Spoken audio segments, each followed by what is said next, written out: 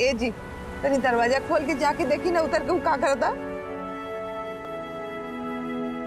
तरबूज एकदम जाम हो गई।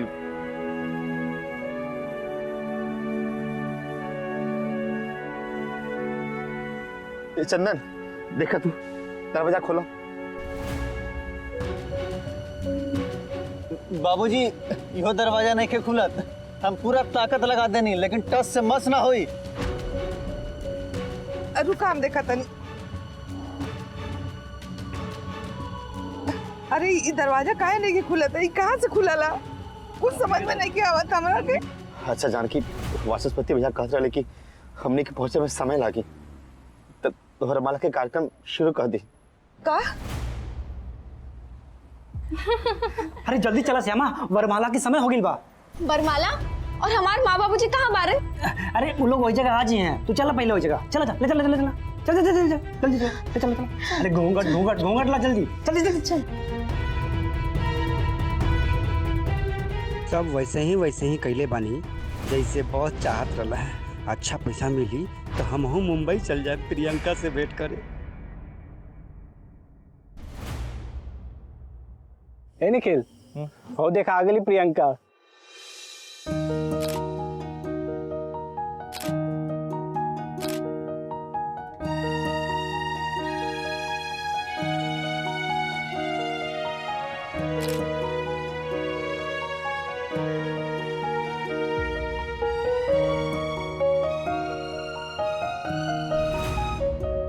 प्रियंका की हाइट के का हो गई?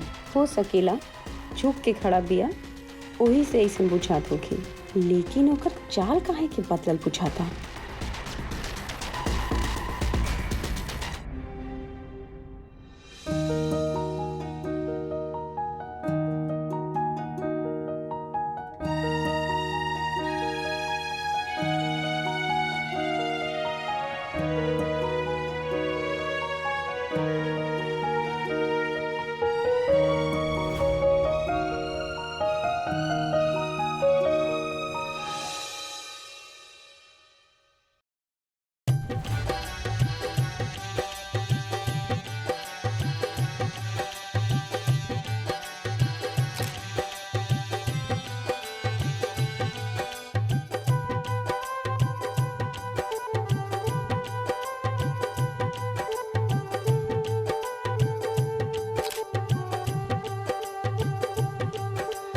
हमारा आखिरी जिम्मेदारी पूरा करे में बस अब 2 कदम बाकी बा।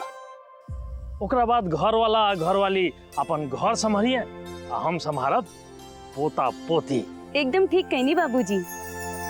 जैसे आपके बहू के रूप में बेटी मिले जातिया, वैसे हमरा के देवरानी के रूप में मिली एक सहेली, एक छोट बहन। देवर जी की खुशी तो देखी बाबूजी। तहार सास के आज सब सपना पूर्ण होता। मन मुताबिक पुतोह बेटा दिया, एक तरफ माई खुश और दूसरा तरफ बेटा खुश। आई दोनों के देख के हम खुश। पर ढेर दिन आपकी खुशी टिकी ना, लिख के देता नहीं हम। ये लड़की अपन बीन पर दिन में 3 बार नचाई आप लोग के। अरे भाई कब ले शुरू हो की नैना जोगिन? दुल्हा के नैना अपन जोगिन के देखे खातिर बेकरार होता।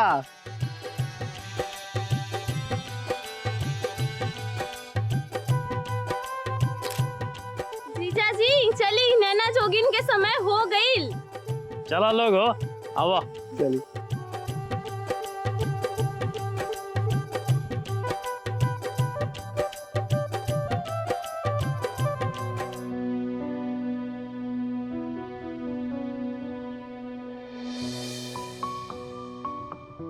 चले जीजा जी चुनी अपन दुल्हन के हई रहर वाली।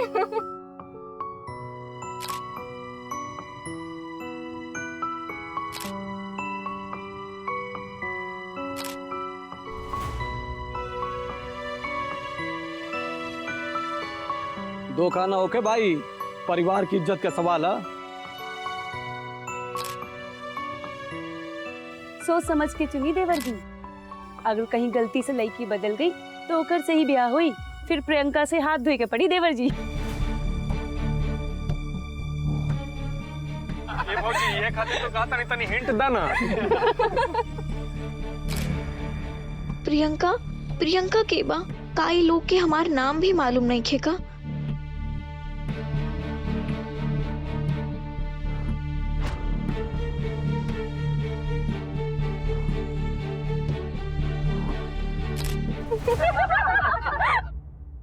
अच्छा पे ये साली साहिबा तनी से मदद कर दा। हम ना बताएं जीजा जी, रहुआ बताएं।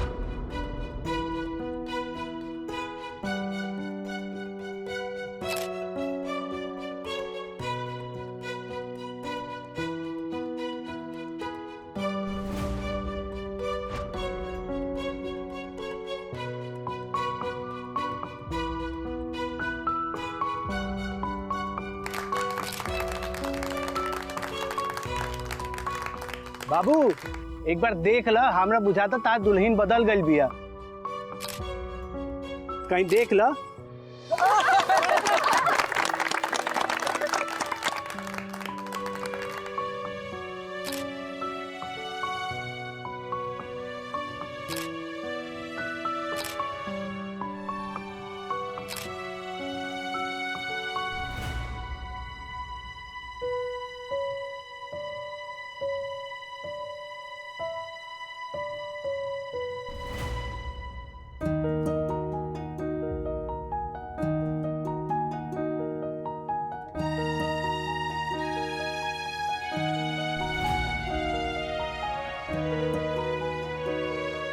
अब लड़की चुनी लड़का के।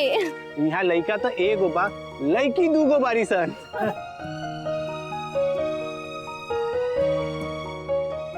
अन्याय बा हमारा भाई के संग। अरे लड़का के इतना सुंदर सुंदर भाई जो बारे।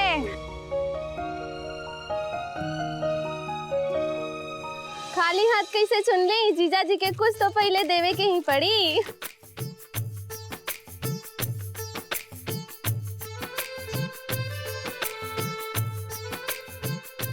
हमारी ओर मत देखा भाई, अभी तो ही संभाल।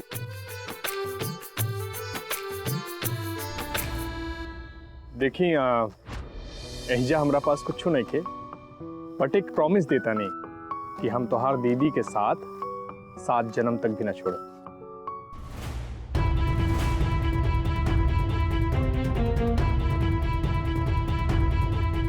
लड़का के आवाज नहीं खे, ई हमरा साथे अब कैसन खेल खेल रहल बानी। हमार दूल्हा के आवाज भी हमार उनके जैसन काहे बुझाता। हाली से वरमाला ले आवा।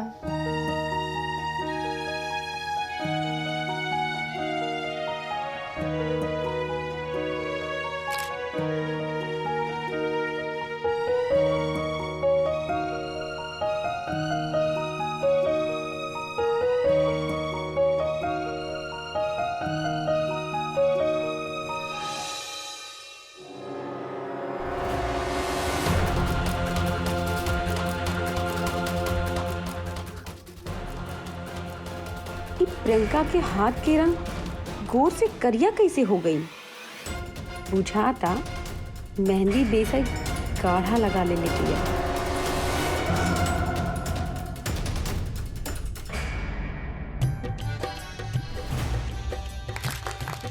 गर्दन मत झुकाइया, मर्द जात की इज्जत आज तेरे हाथ में बा। अरे हाय देखा, मर्द जात के नाम खराब कर देला तू।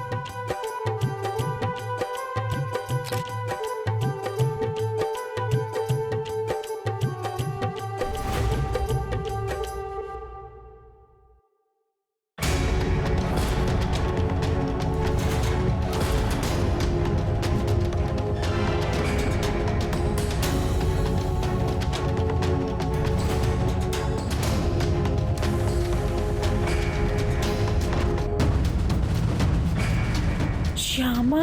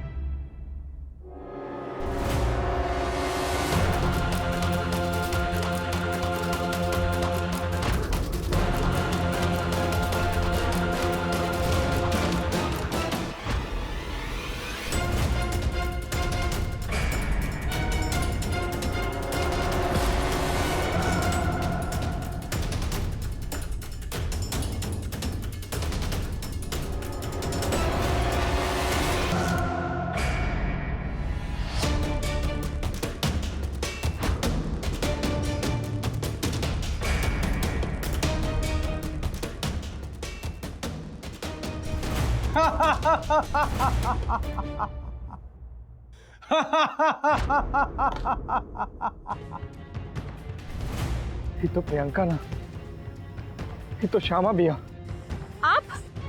आप एजा कैसे? लेकिन वो लड़का कहाँ बा जेकरा से हमार ब्याह होता? और हमार माँ बाबूजी कहाँ बारन? कहाँ बा हमार माँ बाबूजी? हम तो पहले ही कहले रहली बाबूजी, कोई ना कोई गड़बड़ी जरूर बा। हमरा तो शुरू से ही शक रहे प्रियंका के चाल चलन पर। बाकी ये लड़की ऐजा कहाँ से आई? कुछ नहीं के बुझात बाबूजी। अरे आश्चर्य ते बा, कुछ समझ में नहीं खे आवत कि प्रियंका कहाँ गई, आई लड़की कैसे यहाँ आई। बाबूजी, ये तो वो है सोनपुर वाला लड़की बिया।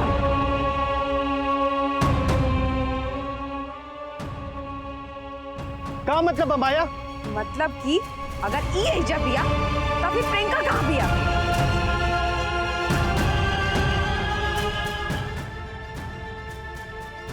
कमाल बा कि प्रियंका के बाबूजी यहाँ मौजूद बाना, लेकिन जोनी लड़की के बरमाला लेके स्टेज पर होके के चाहिए ओकर कोनो पता नहीं है कि का चल रहा बा एजा, कि का होता है, कैसे आई लड़की जाई। अरे तू लोग पहले पाठक जी के जाके तका लो, चलो। हाँ जाते नहीं बाबूजी। ये लड़की के तो हम चिन्हत नहीं की, ना निखिल के बिया हम एकरा से तय कर ले रहा। हे बबनी, तू ही बतावा, तू यहाँ आइलू कैसे?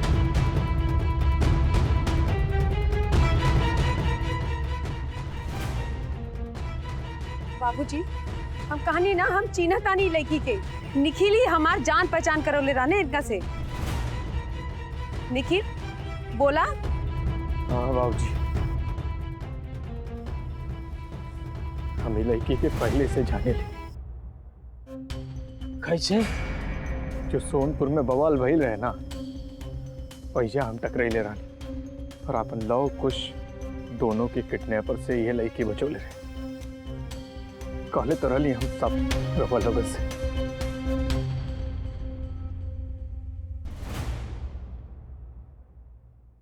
हाँ बाबूजी, राउर एनिवर्सरी में रुक्मिनी मौसी के साथ यह लड़की आई रहे।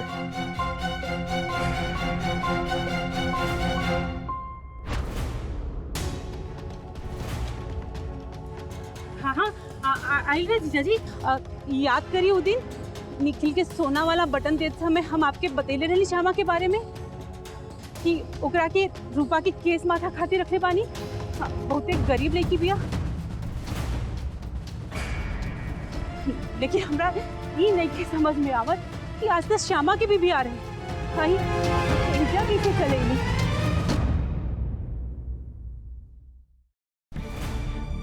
निखिल तारा तो श्यामा के साथ पहले से परिचय बा, तू बोला कुछ?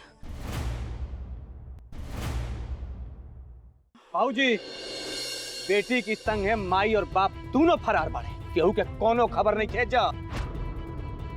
बाबूजी कोना कोना ढूंढ लेनी सन चारों तरफ। लड़की के मैं कुटुंब दोस्त पाठक जी के दोस्त इहे नु बारे का ई लड़की प्रियंका ही है का एकरे से हम अपन निखिल के बियाह तय कर ले रही। रुक्मिनी, तू तो चिन्हा तरुनु ए लड़की के अतना जो नाटक होता एकरा कुछ तो पता होई। पूछा एकरा से, क्या पूछा? श्यामा साच साच बोला, तू एजा आइलू कैसे? हमरा कुछ मालूम नहीं थी गुरुमा। मौसा जी के आदमी पहले हमरा पार्लर ले गए और फिर एजा वो लोग जे कहलस हम बस वही करत रही। ई से बेसी हमरा कुछ मालूम नहीं थी गुरुमा, हमार विश्वास करी। अभी मौसा जी के बा हम बतावतानी जीजा जी, एकर मौसा के नाम बा वाचस्पति मिश्रा।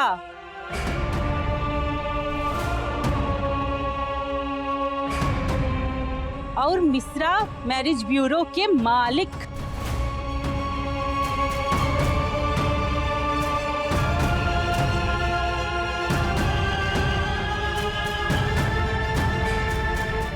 वाचस्पति मिश्रा।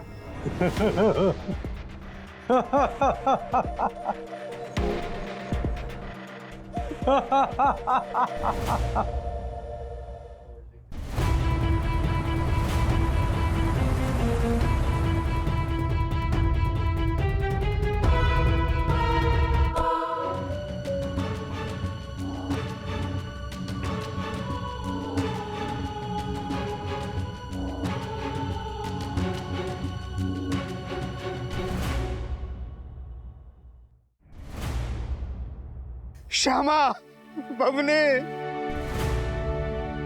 श्यामा।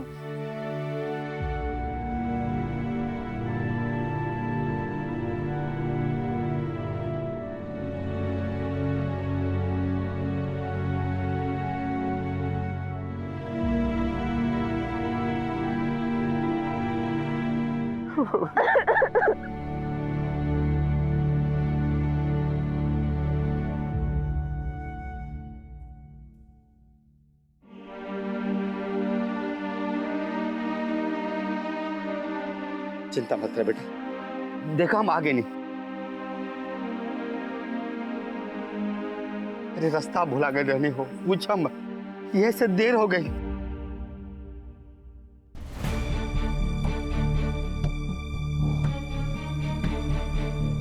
हमरा बुझाता कि हम सब कोनो गलत पता पा गए नहीं का हो। ये लोग तो लोग नहीं खन जिनका साथे वाचस्पति भैया संबंध ठीक कहले बाड़े। ई तो शहर वाला बाबू बाड़े जे अपन घर आइल रहले सामा के पहुंचावे, फिर मॉल में भी मुलाकात भइल रहे इनसे। लेकिन ई एजा ई तो लइका वाला परिवार नहीं के बुझात, वाचस्पति मौसा वाला।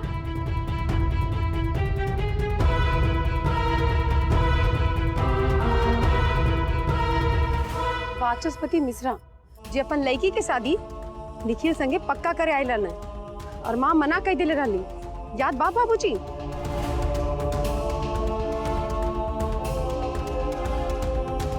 लेकिन मौसा जी हमरा एजा काहे भेज देले? ई था अपन कारण हर मौसा जी से ही पूछा।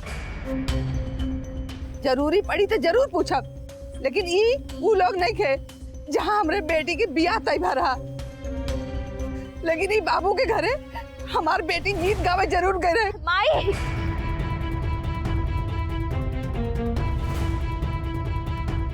हाँ हाँ जानकी, गईल रहली हमरा साथ। जे दिन रूपा रानी गईल रहली दीदी घरे गीत गावे, छे दिन श्यामा भी गईल रहली हमरा साथे।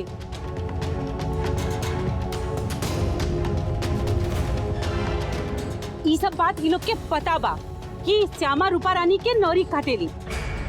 ई भइल पुरान बात, ए पर माटी डाला।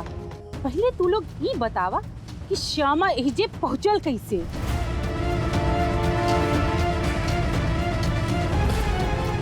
दोसर के बियाह में एकर का काम?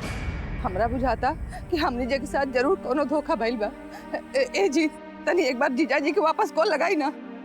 हाँ हाँ, भैया कहे रहे कि वो बिहार में स्वयं उपस्थित रहियन, लेकिन वो लौकत नहीं खन। रुको एक मिनट, हम फोन करे तनी।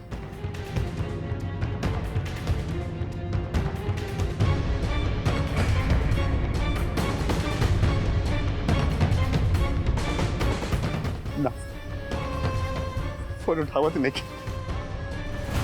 पुरुषोत्तम, वाचस्पति फोन नहीं के उठावत? चला ओकर चमचा चुन चुन के फोन करा।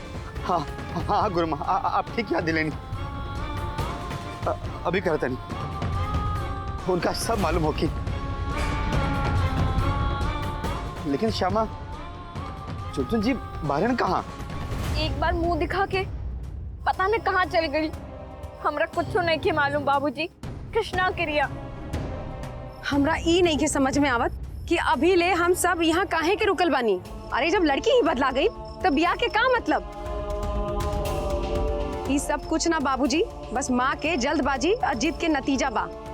आप बस निखिल के लिए चली घरे।